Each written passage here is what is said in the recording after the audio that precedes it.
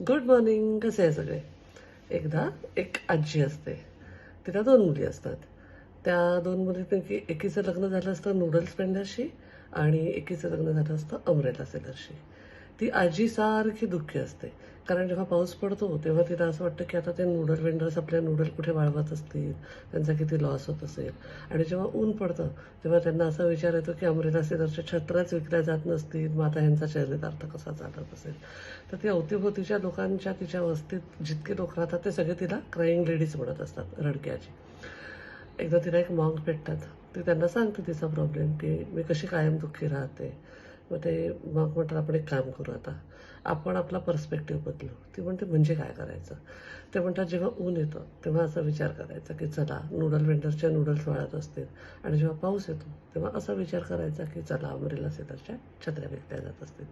ती पण विचार करते घटना तशीच आहे, फक्त आपला तिच्याकडे बघण्याचा दृष्टिकोन बदलण्याची गरज आहे. हे सगळं कळत असतं आपल्याला, पण या छोट्या छोट्या गोष्टींमधनं, छोट्या छोट्या सगळ्या घडलेल्या घटनांमधनं जेव्हा आपण ते ऐकतो, त्याची उजळणी करतो, तर जे आपल्याला माहिती असतं ते पक्कं होतं.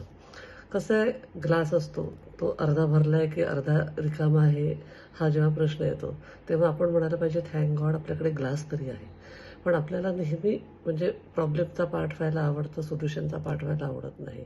त्याच्यामुळे सोल्युशनचा पार्ट होण्याचा विचार करा, आणि आपला पर्स्पेक्टिव्ह जर का बदलला तर खूप साऱ्या घटना आपण बदलू शकत नाही, पण त्याचे परिणाम किंवा आपण कसा विचार करायचा हे जर का बदललं तर आपण ॲटलिस्ट आपल्या भोवता तरी आनंद मिळवू शकतो.